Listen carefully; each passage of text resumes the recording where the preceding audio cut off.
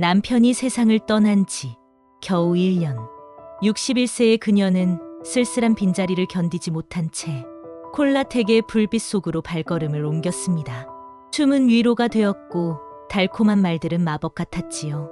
하지만 그 유흥의 끝에는 웃음이 아닌 깊은 상처와 배신이 기다리고 있었습니다. 한 여인의 방황과 몰락, 그리고 다시 일어서기까지. 지금 그녀의 노후 사연이 시작됩니다. 이야기를 시작하기 전 좋아요와 구독, 알림 설정을 눌러주세요. 저희에게 큰 힘이 됩니다. 사건 1. 남편의 빈자리.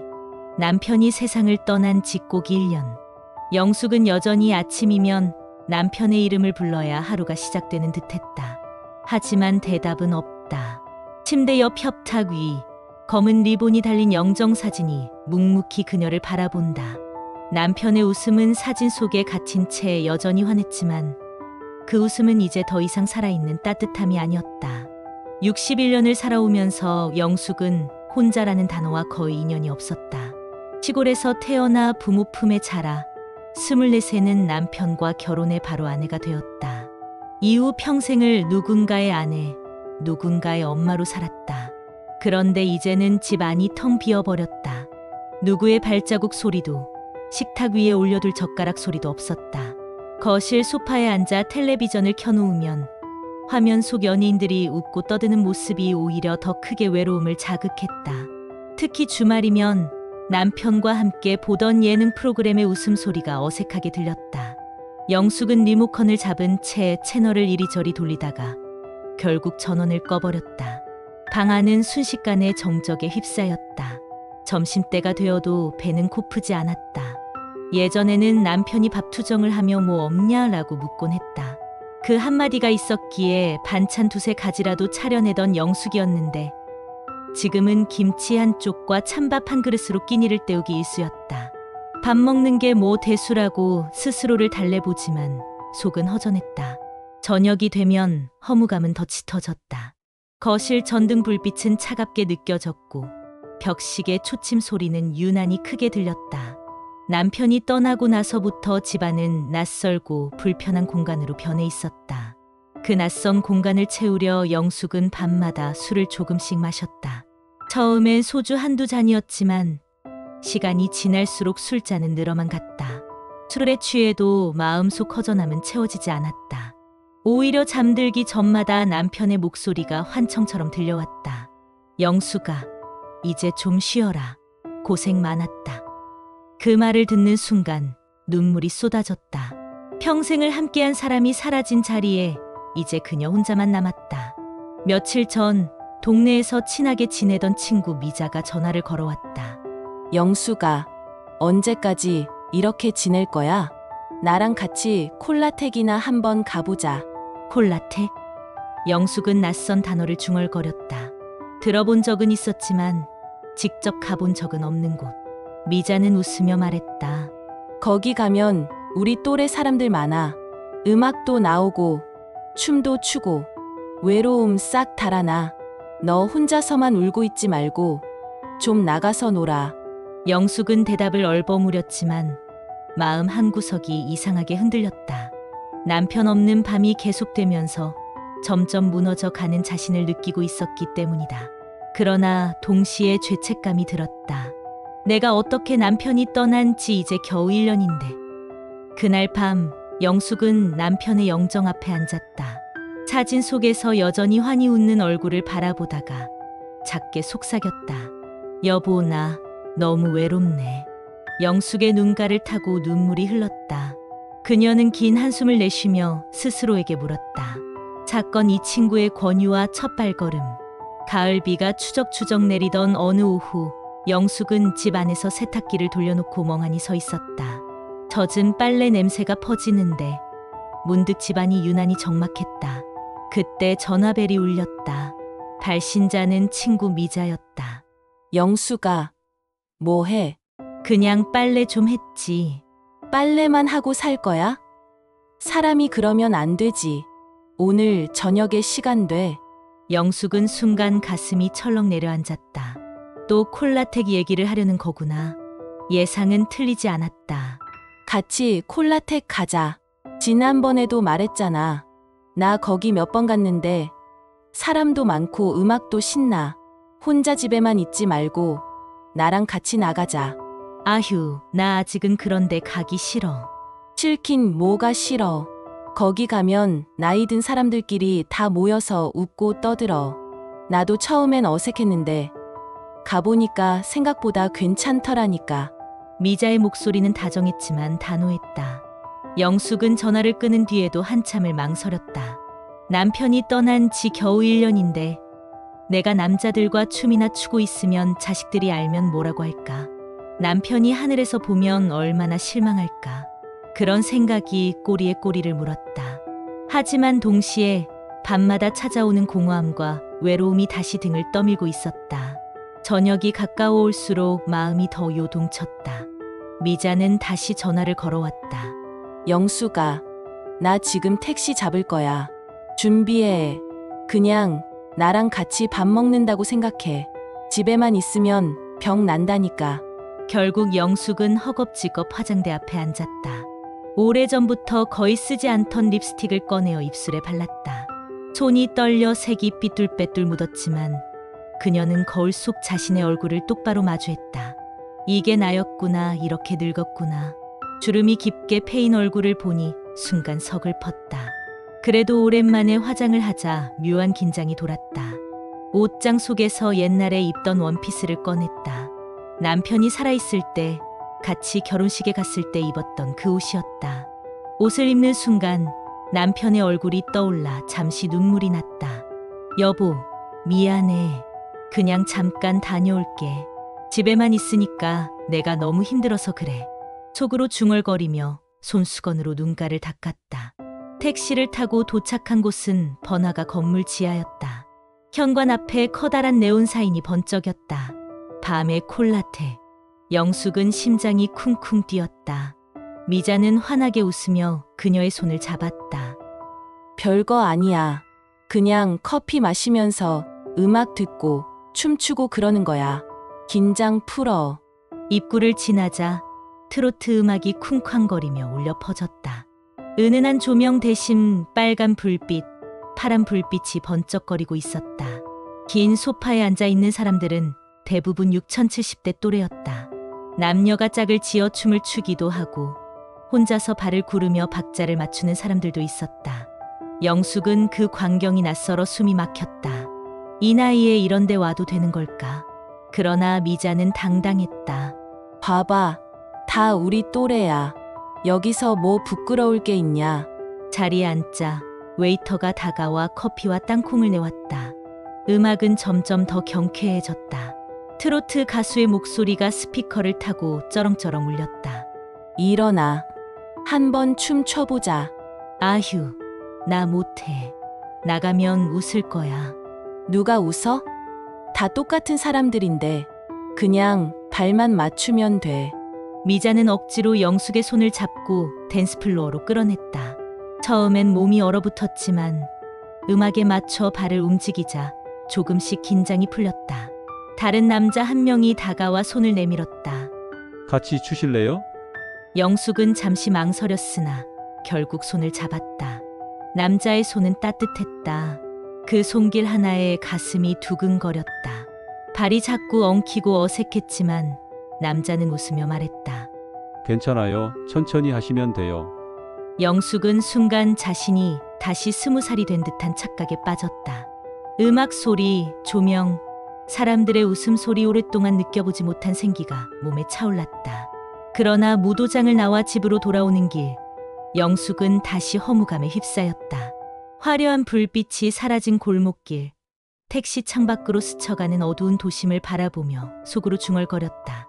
내가 지금 무슨 짓을 한 거지. 남편 없는 세상에 적응하려면 이런 것도 필요하다고 해야 할까? 아니면 내가 한순간에 무너져버린 걸까? 그날 밤 영숙은 남편의 사진 앞에 앉았다. 사진 속 남편은 여전히 웃고 있었다. 영숙은 그 웃음에 죄책감을 느끼며 눈을 감았다. 여보, 그냥 잠깐 기분이 좋아지고 싶었어. 사건 3 낯선 음악, 낯선 손길.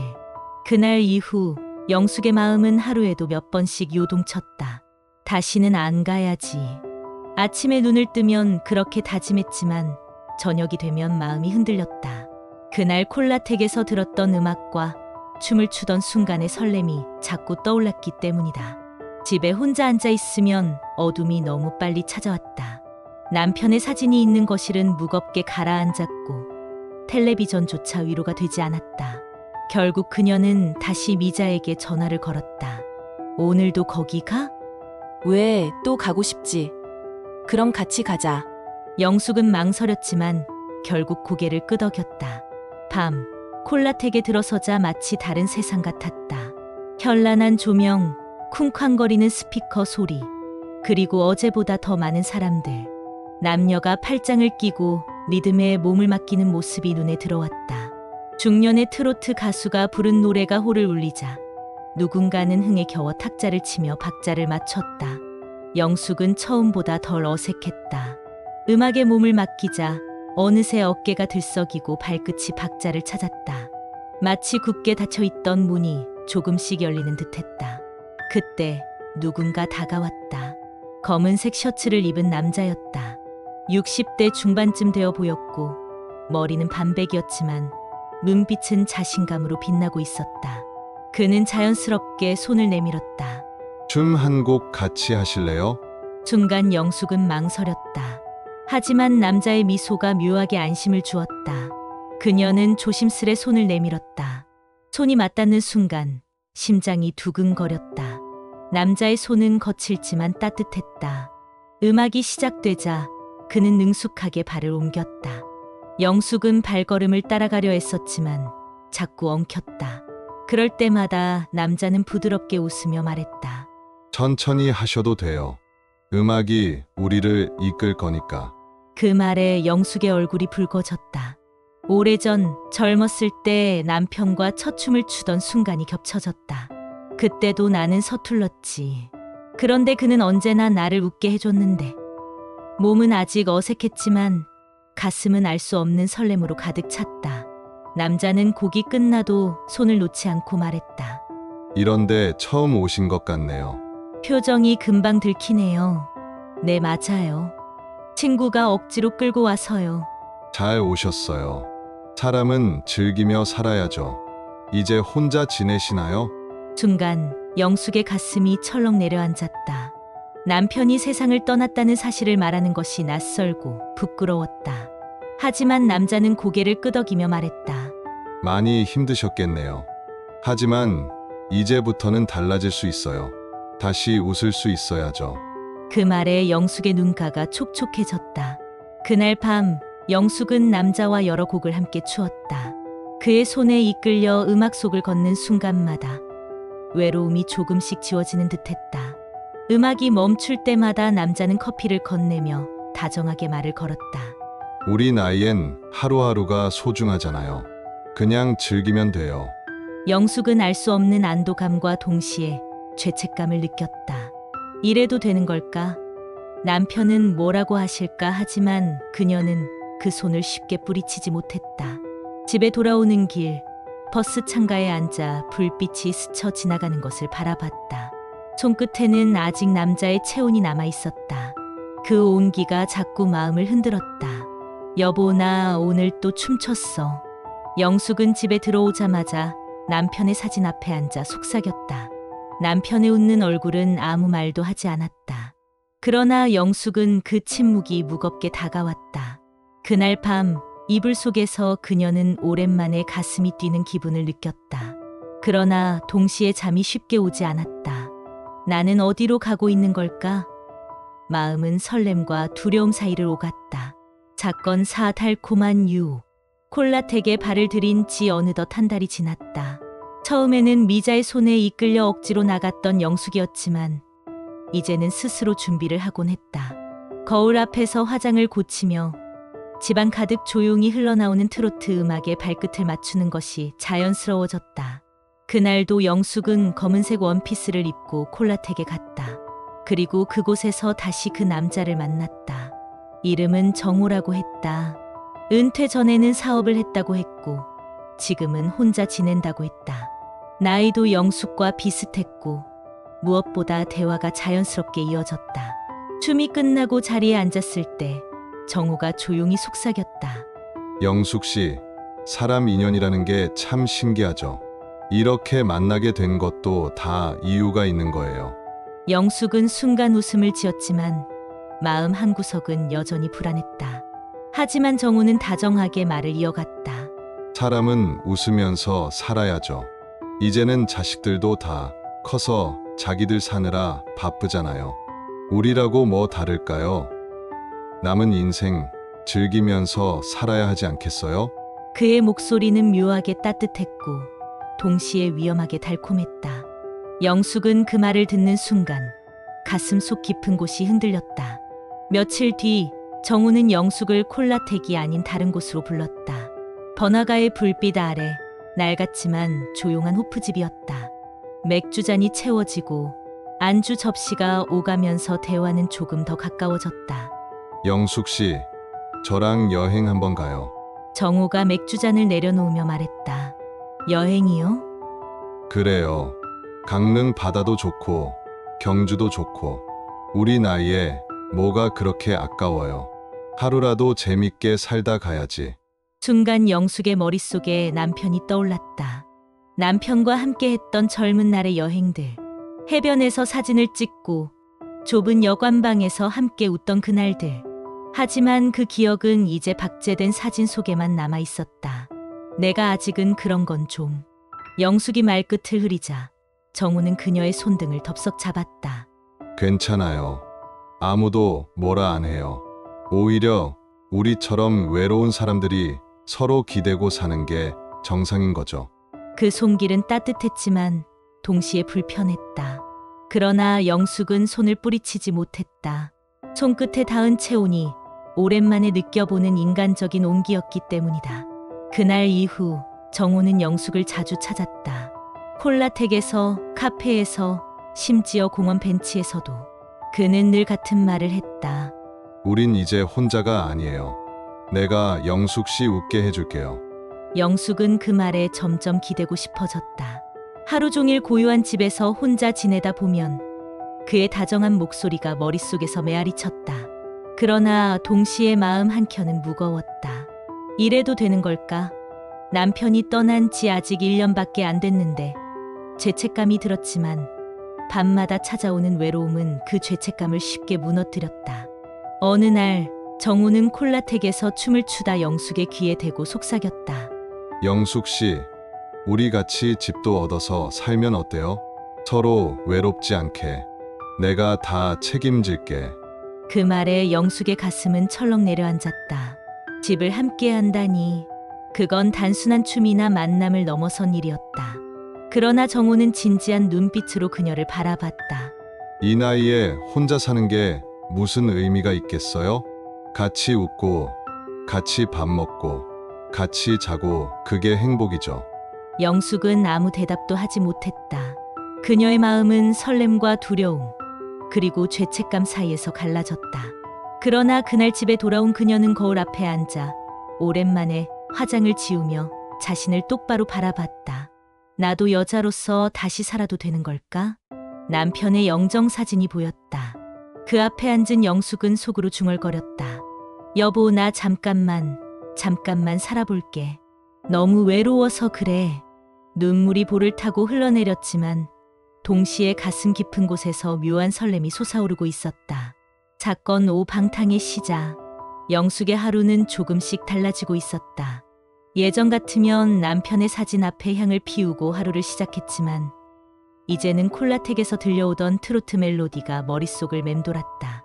화장을 고치고 옷장을 열어 새삼스럽게 옷을 고르며 오늘은 무슨 색이 나을까 하고 거울 앞에 서는 일이 점점 자연스러워졌다. 정우와의 만남은 영숙에게 위로이자 자극이었다. 그와 함께 있으면 잠시나마 외로움이 사라졌다. 그러나 그 시간이 길어질수록 그녀의 발걸음은 집보다 밖을 향하기 시작했다. 어느 금요일 저녁, 콜라텍은 언제나보다 붐볐다.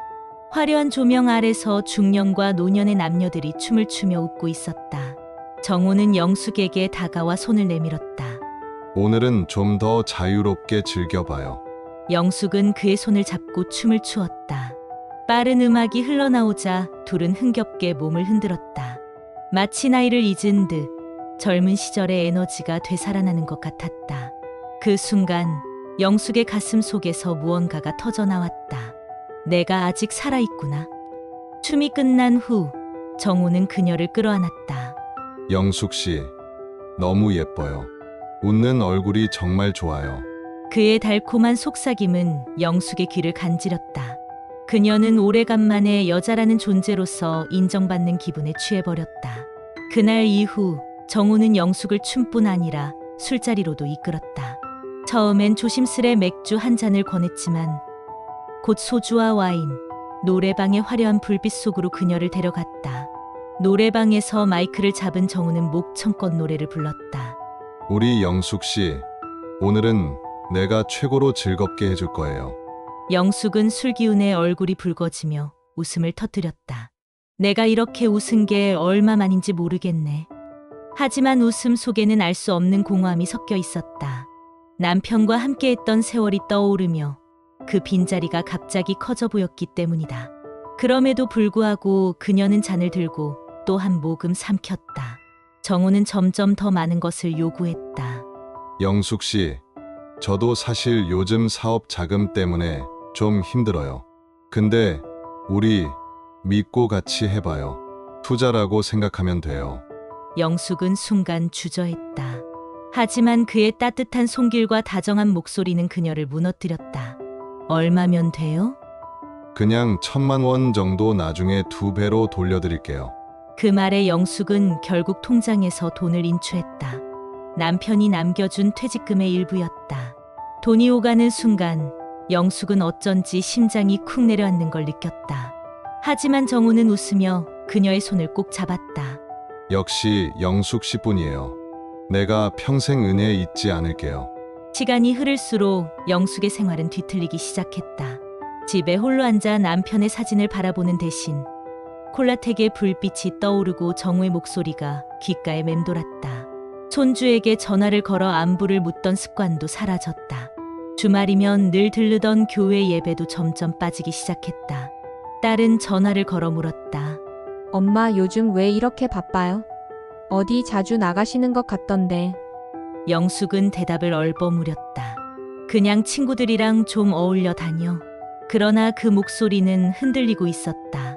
방탕의 그림자. 어느 늦은 밤 술기운에 비틀거리며 집에 돌아온 영숙은 문 앞에 쓰러지듯 앉았다. 거울에 비친 자신의 얼굴은 피곤하고 지쳐 있었다. 내가 뭐 하는 거지? 순간 남편의 사진이 눈에 들어왔다. 영숙은 사진을 향해 중얼거렸다. 여보, 나 잠깐만 이렇게 살다 올게. 너무 힘들어서 그래. 그러나 그 속삭임은 핑계처럼 들렸다. 그녀의 삶은 이미 정우와 술, 그리고 콜라텍의 화려한 불빛에 잠식되고 있었다. 끝없는 나락의 시작. 영숙은 알았다. 자신이 위험한 길에 들어섰다는 걸. 하지만 이미 되돌아가기엔 늦어버린 듯했다. 외로움과 죄책감, 그리고 달콤한 유혹이 한데 얽혀 그녀를 더 깊은 곳으로 끌어내리고 있었다. 그리고 그 길 끝에는 다시는 돌이킬 수 없는 상처가 기다리고 있었다. 사건 6가족의 눈길. 영숙은 점점 달라지고 있었다. 이웃 아주머니들이 속닥였다. 요즘 영숙 씨 얼굴이 달라졌지? 화장도 더 진해지고 옷도 화려해졌어. 그러게 남편 돌아가신 지 얼마나 됐다고 저렇게 돌아다니나 몰라. 그 소문은 금세 딸의 귀에까지 들어갔다. 어느 날 저녁 딸이 갑자기 찾아왔다. 엄마 요즘 무슨 일이에요? 영숙은 순간 놀랐지만 태연한 척 웃었다. 무슨 일이긴, 그냥 친구들이랑 어울리다 보니 그렇지. 그러나 딸의 눈길은 예리했다. 화장대 위에 흩어진 립스틱과 향수, 그리고 콜라텍에서 쓰다 버린 입장 팔찌가 그녀의 거짓말을 대신 증명하고 있었다. 엄마 설마 콜라텍 다니시는 거예요? 딸의 목소리는 놀람과 분노가 뒤섞여 있었다. 영숙은 한순간 말이 막혔다. 하지만 결국 고개를 끄덕였다. 그래. 근데 뭐 어때? 나도 사람인데 나도 웃으면서 살고 싶어. 딸은 차갑게 대답했다. 아빠 돌아가신 지 아직 1년이에요. 엄마 지금 뭐 하시는 거예요? 술 마시고 춤추고 그게 엄마가 원하던 인생이에요? 며칠 뒤 아들이 전화를 걸었다. 엄마, 계좌에서 돈이 빠져나간 거 아세요? 내가 좀 쓸 일이 있었어. 몇 천만 원이 그냥 빠져나갔는데 그게 쓸 일이에요? 혹시 남자 때문 아니에요? 순간 영숙의 얼굴이 붉어졌다. 뭐라는 거니? 내가 그렇게 한심해 보여? 엄마, 제발 정신 차리세요. 저희한테는 엄마밖에 없어요. 그런데 엄마가 이렇게 무너지는 거 보면 진짜 화도 나고 슬퍼요. 전화를 끊고 난 뒤 영숙은 깊은 한숨을 내쉬었다. 아들의 말은 가슴에 날카로운 모처럼 박혔다. 하지만 동시에 억울함도 몰려왔다. 내가 뭐 그렇게 큰 잘못을 한 건가? 내가 조금 웃고 조금 기대는 게 왜 죄가 되지? 충돌. 며칠 뒤 가족 모임이 있었다. 조촐한 저녁 식탁 위에서 결국 갈등이 폭발했다. 딸이 단도직입적으로 말했다. 엄마, 그 사람 만나지 마세요. 이미 주변에서 소문 다 났어요. 엄마가 돈까지 빌려주셨다면서요? 아들이 거들었다. 엄마, 그건 사랑이 아니라 사기예요. 지금이라도 끊어야 해요. 영숙은 숟가락을 내려놓고 벌컥 소리쳤다. 너희가 뭘 알아? 밤마다 혼자 있어봐라. 얼마나 허전한지 알아?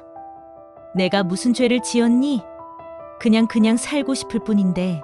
손주는 놀란 눈으로 할머니를 바라봤다. 어린 눈에 비친 할머니는 더 이상 자애로운 모습이 아니었다. 노골적인 제안. 며칠 뒤 정우는 또다시 영숙을 불러냈다. 영숙 씨, 솔직히 말할게요. 나 사실 지금 좀 많이 힘들어요. 집 담보 대출도 있고, 그런데 우리 같이 살면 나도 다시 일어나고 영숙 씨도 혼자가 아니잖아요. 정우는 은근히 노골적인 말을 덧붙였다. 우리 나이엔 같이 있는 게 최고예요.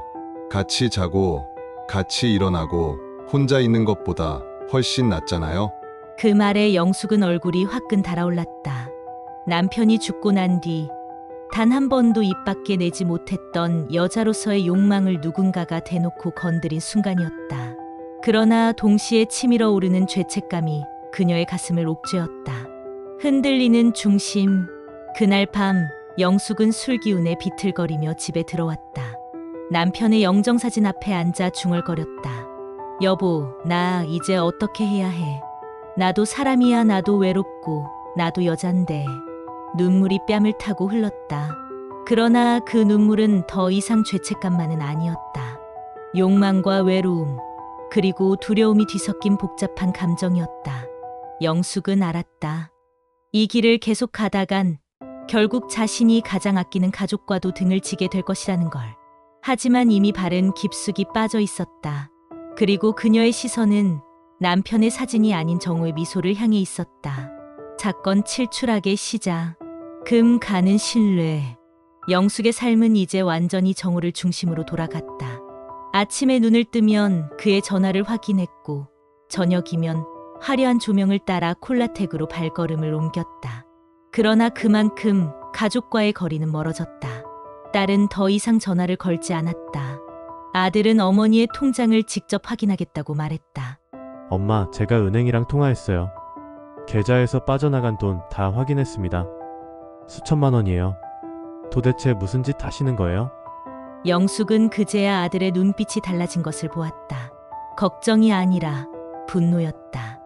엄마, 우리 이제 엄마 못 믿겠어요. 그 말은 그녀의 가슴을 송곳처럼 찔렀다. 정우의 진짜 얼굴. 정우의 말은 점점 노골적으로 변해갔다. 영숙 씨, 솔직히 우리 사이에 뭐가 그리 복잡해요? 나한테 기대세요. 돈도, 몸도, 마음도 다 나눠야 진짜죠. 그는 손에 술잔을 들고 영숙의 허리에 손을 올렸다. 처음에는 거부하려 했지만 외로움과 술기운, 그리고 오랫동안 억눌린 갈망이 그녀의 의지를 무너뜨렸다. 영숙 씨, 우리 나이에도 행복할 수 있어요. 지금 이 순간이 기회라고요. 영숙은 눈을 감았다. 남편의 얼굴이 떠올랐지만 동시에 정우의 숨결이 더욱 가까이 다가왔다. 그 순간 죄책감은 희미하게 멀어졌다. 무너진 일상. 며칠 뒤 교회에서 오랫동안 함께한 권사님이 찾아왔다. 영숙 집사님 요즘 얼굴이 안 보이네요. 무슨 일 있으세요? 영숙은 변명조차 하지 못했다. 방 안은 화려한 원피스와 값비싼 화장품들로 어지러웠다. 교회 성경책은 먼지가 쌓여 있었다. 그녀는 자신이 집사라는 이름조차 부끄럽게 느꼈다. 하지만 곧 스스로를 합리화했다. 하나님도 외로움을 아시겠지. 나도 조금쯤은 괜찮겠지. 그러나 마음 깊은 곳에서는 알았다. 지금 그녀는 추락하고 있었다. 가족의 폭발. 결국 사건은 터졌다. 아들과 딸이 함께 찾아와 따졌다. 엄마, 제발 그 남자랑 헤어지세요. 사기꾼이에요. 이미 몇 명도 그렇게 속였다는 얘기 들었어요. 영숙은 소리를 질렀다. 너희가 뭘 알아? 나도 여잔데. 나도 사랑받고 싶다. 너희 아버지 돌아가시고 나 혼자 얼마나 힘들었는지 알아? 너희는 내 가정 챙기느라 나한테 눈길 한 번 줬어? 딸이 울부짖었다. 엄마, 우리가 그렇게까지 외면한 건 아니잖아요. 근데 엄마 지금 우리까지 버리는 거예요? 식탁 위에 놓인 밥그릇이 엎질러졌다. 국물이 바닥으로 흘러내리며 가족의 울음과 고성이 뒤섞였다.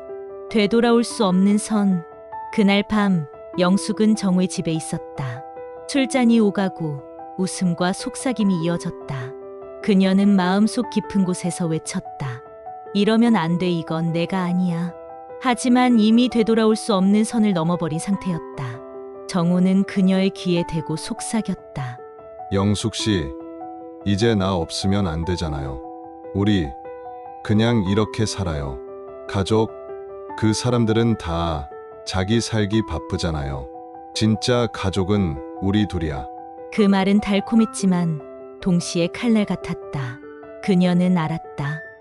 이제부터는 가족과 정우, 둘 중 하나를 선택해야 한다는 것을.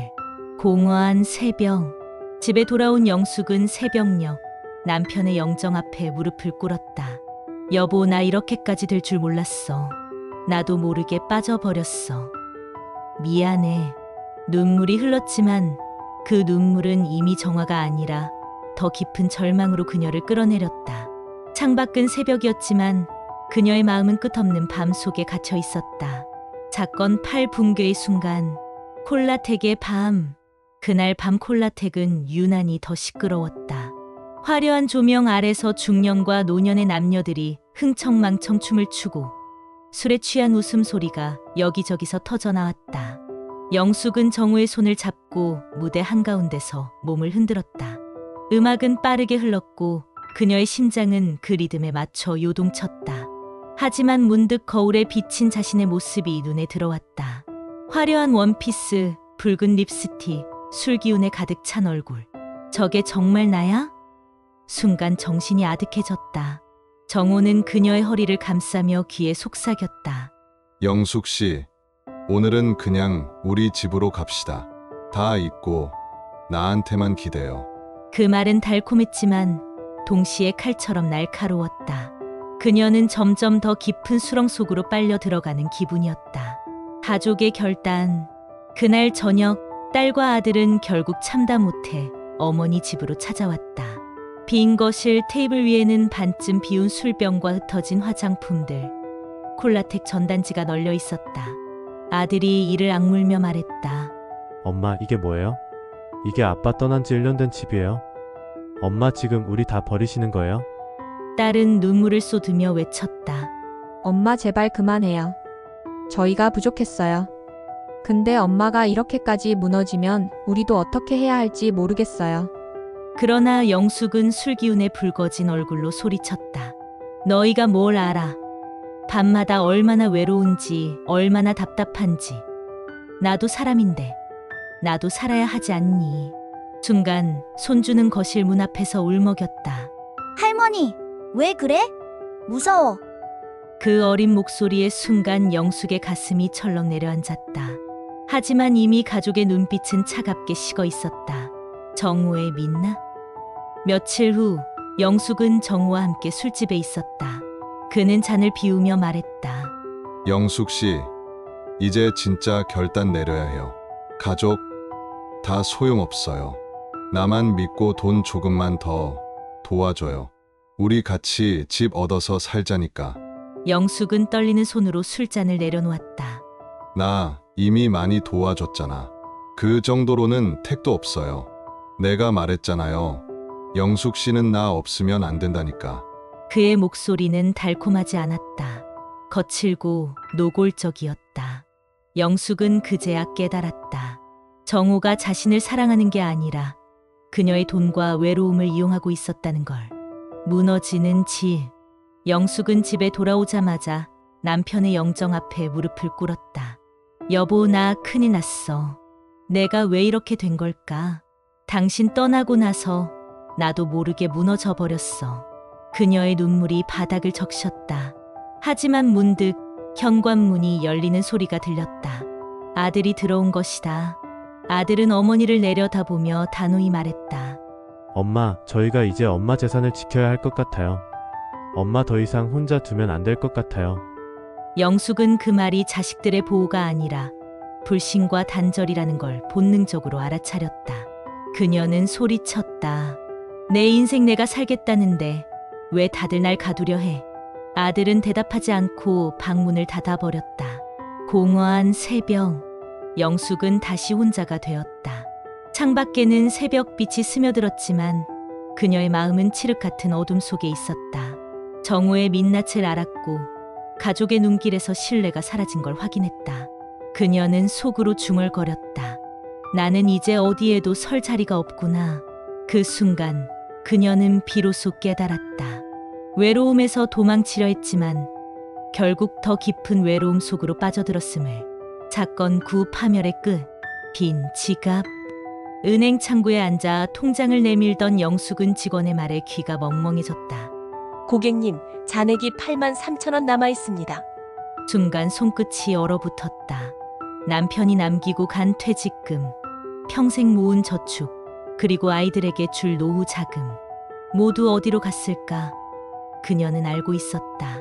정우에게 건넨 그 수천만 원, 수억 원의 그림자가 전부 삼켜버렸다는 것을. 영숙은 창백해진 얼굴로 은행을 나섰다. 가방 속에는 텅 빈 통장만 덩그러니 남아 있었다. 정우의 실종. 영숙은 전화를 걸었다. 정우 씨, 지금 어디예요? 빨리 얘기 좀 해요. 하지만 돌아오는 건 차가운 기계음뿐이었다. 현재 고객은 전화를 받을 수 없습니다. 며칠을 기다려도 연락은 없었다. 그의 집을 찾아가 보니 이미 세입자가 짐을 빼고 나간 흔적만 남아 있었다. 이웃들은 말했다. 아, 그 양반. 급히 짐 싸서 나갔던데요. 어디로 갔는진 모르겠어요. 그제야 영숙은 알았다. 자신이 이용당하고 버려졌다는 것을. 가족의 분노. 며칠 뒤 아들과 딸이 집으로 몰려왔다. 아들은 통장을 흔들며 외쳤다. 엄마, 도대체 이게 뭐예요? 아빠가 평생 모은 돈을 다 날렸다고요? 사기꾼한테 다 줬다고요? 딸은 울부짖었다. 엄마, 우리 그렇게 말렸잖아요. 왜 끝까지 말을 안 들으셨어요? 이제 어떻게 해요? 영숙은 아무 말도 할 수 없었다. 목구멍까지 올라오는 말은 있었지만 죄책감과 수치심에 삼켜버렸다. 그저 눈물만 흘릴 뿐이었다. 손주는 거실 구석에서 조용히 울고 있었다. 할머니 울지 마. 엄마. 할머니 왜 이렇게 됐어? 그 순수한 질문이 영숙의 가슴을 갈갈이 찢어놓았다. 무너진 집. 그날 밤 아들은 냉정하게 말했다. 엄마, 이 집도 이제 정리해야겠어요. 빚도 있고 우리도 더는 감당 못해요. 영숙은 귀를 막고 싶었다. 남편과 함께 살아온 집, 함께 웃고 울던 추억이 담긴 집을 잃는다는 건 곧 자신이 세운 인생 전체가 무너진다는 의미였다. 안 돼, 제발 이 집만은. 그러나 자식들의 눈빛은 이미 단호했다. 영정 앞에서 모든 게 사라진 듯한 밤, 영숙은 남편의 영정 앞에 무릎을 꿇었다. 여보, 나 바보같지. 당신이 그렇게 아껴 모은 돈을 내가 다 날렸어. 나한테 왜 그랬냐고. 왜 먼저 가서 나 혼자 이렇게 외롭게 만들었냐고 원망도 했는데 결국 내가 잘못했어. 내가 다 무너뜨렸어. 눈물이 끊임없이 흘렀다. 사진 속 남편은 여전히 미소 짓고 있었지만 그 미소가 그녀를 더 깊은 절망으로 몰아넣었다. 끝없는 밤. 그날 새벽, 영숙은 창문을 열고 차가운 공기를 들이마셨다. 거리는 고요했지만 마음속에서는 무너져 내리는 소리가 들렸다. 가족도, 돈도, 신뢰도, 심지어 스스로에 대한 자존심마저 잃어버린 상태였다. 나는 이제 아무것도 아니구나. 그녀는 창가에 앉아 해가 뜰 때까지 꼼짝도 하지 않았다. 어둠 속에서 그녀의 인생은 완전히 무너져 있었다. 사건 10 다시 걷는 길. 폐허 같은 마음. 영숙은 한동안 집 안에 틀어박혀 살았다. 남편의 사진 앞에서 울다 지치면 빈 통장을 만지작거리며 멍하니 앉아있곤 했다. 전화기를 들어도 누구에게 전화를 걸어야 할지 몰랐다. 아들과 딸은 여전히 왕래했지만 그들의 말 속에는 날카로운 원망이 섞여 있었다. 엄마, 저희도 이제는 엄마 문제로 지쳐요. 엄마, 제발 좀 정신 차려요. 부탁이에요. 그 말은 옳았다. 하지만 동시에 가슴을 후벼 팠다. 가족마저 등을 돌린 듯한 고독감에 영숙은 매일같이 무너져 내렸다. 손주의 눈빛. 어느 날 초등학생 손주가 혼자 찾아왔다. 거실 한쪽에서 웅크리고 있던 영숙에게 다가와 조심스레 물었다. 할머니, 왜 이렇게 많이 우세요? 엄마는 화나서 자꾸 소리만 지르는데 난 할머니가 그냥 웃었으면 좋겠어. 아이의 눈빛은 순수했고 그 안에는 원망이 아니라 진심 어린 바람만 담겨 있었다. 영숙은 가슴이 먹먹해졌다. 그래, 나는 이 아이 앞에서만큼은 제대로 된 어른이어야 하지 않겠니? 그날 밤, 영숙은 아이가 그려둔 그림을 오랫동안 바라보다가 결심했다. 돌아보는 길. 영숙은 오랜만에 집을 나섰다. 교회에 나가 예배당 구석에 앉았다. 하나님, 저 너무 멀리 와버렸습니다. 다시 돌아가고 싶어요. 다시 사람답게 살고 싶습니다. 기도하는 동안 눈물이 쏟아졌지만 그 눈물은 이전과 달랐다. 절망의 눈물이 아니라 다시 시작하고 싶다는 다짐의 눈물이었다. 며칠 뒤 그녀는 구청에서 운영하는 노인 복지관을 찾았다. 수업에는 또래의 사람들이 모여 있었다. 웃음소리, 노래, 뜨개질하는 손길. 그곳에서 영숙은 처음으로 정오가 아닌, 돈이 아닌 오롯한 자기 삶을 다시 만나는 기분을 느꼈다. 가족과의 화해. 시간이 지나면서 영숙은 조금씩 변해갔다. 술 대신 차를 마시고 화장 대신 책을 읽었다. 무엇보다 자식들을 향한 눈빛이 달라졌다. 어느 저녁 아들이 조심스레 물었다. 엄마, 이제 괜찮으세요? 영숙은 고개를 끄덕이며 대답했다. 그래, 내가 다 잘못했어. 이제는 다시는 그런 길 안 갈 거야. 너희 아버지한테도 너희한테도 너무 미안해. 딸은 울면서 어머니의 손을 꼭 잡았다. 엄마, 우리도 엄마 곁에 더 있어드릴게요. 엄마 혼자 외롭게 두지 않을게요. 그 순간 영숙은 깨달았다. 진짜 의지할 곳은 정우 같은 달콤한 거짓이 아니라 결국 가족이라는 것을. 새로운 집 앞에서. 몇 달 후 영숙은 도시 외곽의 작은 전원주택으로 이사했다. 비록 화려하진 않았지만 햇살이 드는 마당과 작은 화단이 있는 소박한 집이었다. 마당 한쪽에 로즈마리 화분을 들고 서서 영숙은 미소 지었다. 손주가 옆에서 뛰어놀고 딸이 그 모습을 바라보며 웃고 있었다. 바람에 스치는 로즈마리 향이 그녀의 마음을 가볍게 만들었다. 그래, 이제는 이곳에서 다시 살아보자. 혼자가 아니라 진짜 나답게. 영숙은 마당 한가운데 서서 하늘을 올려다봤다. 여보, 나 이제 방황 그만할게. 아직 늦지 않았겠지? 남은 날은 그냥 나답게 가족이랑 같이 살게. 겨울을 지나 따뜻한 햇살이 마당을 비췄다. 그녀의 얼굴에는 오랜만에 후회와 죄책감을 넘어선 평온한 웃음이 번지고 있었다.